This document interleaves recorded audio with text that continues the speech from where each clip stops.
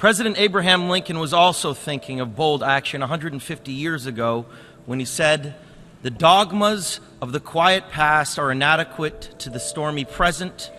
As our case is new, so we must think anew and act anew.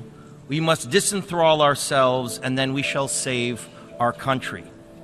He was speaking before the U.S. Congress to confront the defining issue of his time, slavery. Everyone knew it had to end, but no one had the political will to stop it. Remarkably, his words ring as true today when applied to the defining crisis of our time, climate change. As a UN messenger of peace, I have traveled all over the world for the last 2 years documenting how this crisis is changing the natural balance of our planet. I have seen cities like Beijing choked by industrial pollution, ancient boreal forests in Canada that have been clear-cut, and rainforests in Indonesia that have been incinerated. In India, I met farmers whose crops have been literally washed away by historic flooding. In America, I have witnessed unprecedented droughts in California and sea level rise flooding the streets of Miami.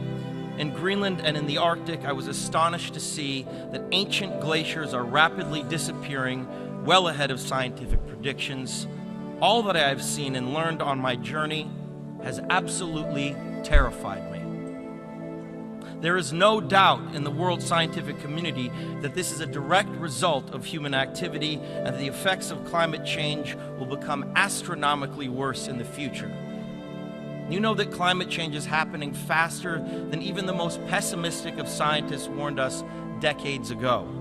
It has become a runaway freight train, bringing with it an impending disaster for all living things. Now think about the shame that each of us will carry when our children and grandchildren look back and realize that we had the means of stopping this devastation, but simply lacked the political will to do so. Our planet cannot be saved unless we leave fossil fuels in the ground where they belong. Massive change is required right now, one that leads to a new collective consciousness, a new collective evolution of the human race, inspired and enabled by a sense of urgency from all of you. We all know that reversing the course of climate change will not be easy, but the tools are in our hands if we apply them before it is too late.